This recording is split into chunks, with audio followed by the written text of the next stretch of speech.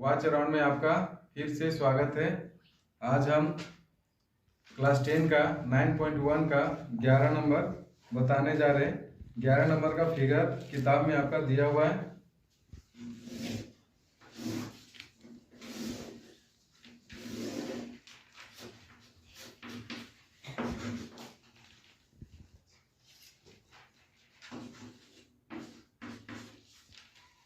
यहाँ पर एक नहर के एक तट पर एक टीवी टावर है, ऊर्ध्वाधर खड़ा है। टावर के ठीक सामने दूसरे तट के एक अन्य बिंदु से टावर के शिखर का उन्नयन कोण 60 डिग्री बता रहा है। इसी तट पर इस बिंदु से 20 मीटर दूर इस बिंदु को मीनार के पास से मिलाने वाली रेखा पर स्थित एक अन्य बिंदु से टावर के शिखर कोण 30 डिग्री हो जाता है। तो टावर की ऊंचाई और नहर की चौड़ाई दोनों ज्ञात करना है। तो यहाँ पर ये BC निकालना है और CD यहाँ पर दिया हुआ है 20 मीटर। यहाँ पर 60 डिग्री है और ये 30 डिग्री। तो सबसे पहले हम लोग क्या करेंगे कि अगर इसमें इसको H मान लेते हैं। माना कि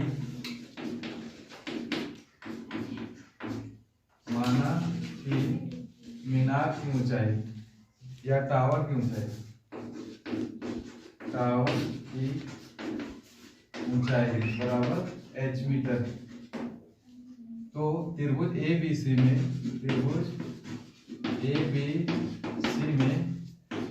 के 60 डिग्री बराबर AB बटे BC होगा।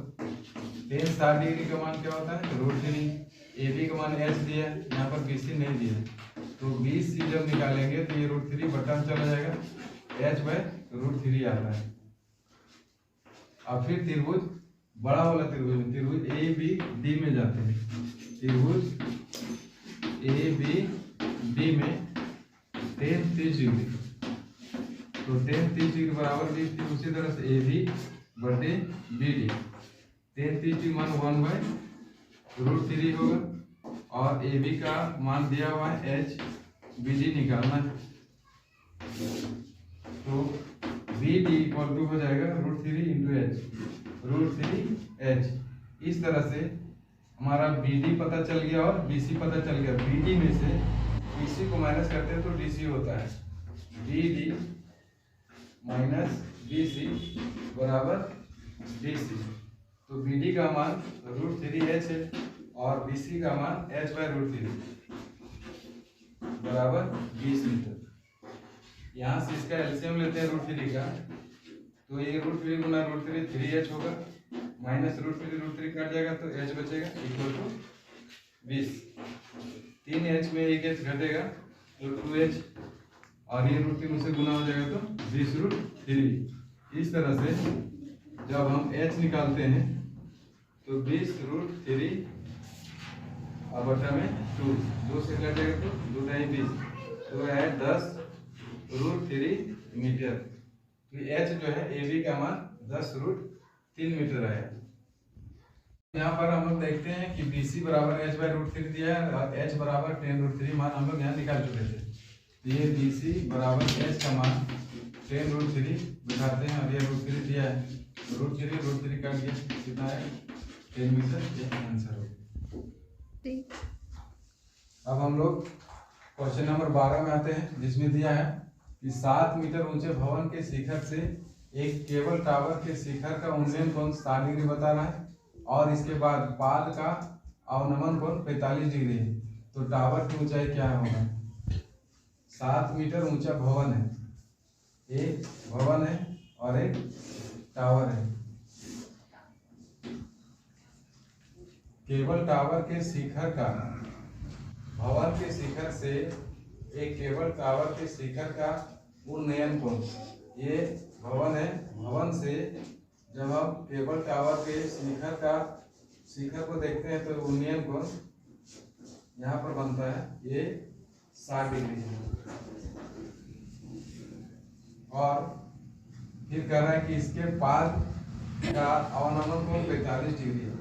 तो ये भवन है, भवन के शिखर से टावर के पाद को जब देखा जाएगा तो अवनमन कोण यहाँ पर बनता है, ये 45 डिग्री का है। भवन 7 मीटर ऊंचा है। A B C D E नाम दे देते हैं। तो ए बी जो है यहाँ पर ए बी भवन है, भवन के पैरेलल समांतर लाइन खींचा गया है, तो ये डी सी, तो ए बी बराबर होगा डी सी बराबर होगा 7 मीटर। और एक चीज बता देते हैं कि अवनमन कोण जो होता है किसी भी जगह पर, जब हम यहाँ पर ऑब्जर्वर है, यहाँ से ऑब्जर्वर जब नीचे की ओर देखता है तो इसके समानांतर एक काल्पनिक रेखा खींचा जाता है, ये धरती का जब इसके समांतर खींचा जाता है तो यहाँ जो कोण बनता है इसको बोला जाता है अवनमन कोण। और ये अवनमन कोण त्रिभुज से बाहर बनता है, तो इसके कारण हमारा यहाँ जो मैथ नहीं बन पाएगा। तो अवनमन कोण अगर ये समांतर रेखा को कोई तिर्यक छेदी रेखा काटता है तो एकांतर कोण बराबर होता है, उस हिसाब से यहाँ पर ये कोण इस कोण के बराबर होगा। तो यहाँ पर अवनमन कोण 45 डिग्री बना, उसी तरह से अगर ये 45 बना तो यहाँ पर भी 45 डिग्री होगा। अब हम लोग मैथ में जाते हैं। यहाँ पर दिया हुआ है कि त्रिभुज ए बी सी में, त्रिभुज ए बी सी में tan 45 डिग्री बराबर होगा ए बी बटे बी सी। tan 45 डिग्री का मान 1 होता है, ए बी का मान 7 दिया है और ये बी सी, तो बी सी बराबर हो जाएगा 7 मीटर। ये बी सी 7 मीटर आया। अब बी सी के बराबर ए डी होगा, ए डी बराबर भी आ गया 7 मीटर। अब त्रिभुज ए डी ई में, त्रिभुज ए डी ई में tan 60 डिग्री बराबर है डी ई बटे ए डी, डी ई बटे A D.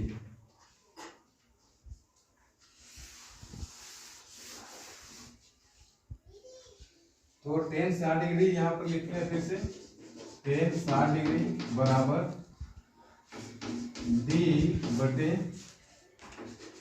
A D. tan 60 degree मान √3 होगा और डी निकालना है, ए डी हम लोग लिखे थे 60 मीटर, तो डी इक्वल टू आ गया 7√3 मीटर, डी आ गया 7√3 मीटर और ये ऑलरेडी 7 मीटर है। तो C equal to D C plus D होगा। अब यहाँ पर डी सी का मान जो है 7 दिया था और डी का मान 7√3 दिया। इसको हम लोग आगे पीछे लिख सकते हैं, 7√3 प्लस 7 को अगर हम कॉमन करते हैं तो हो जाएगा √3 प्लस 1, इतना मीटर आंसर।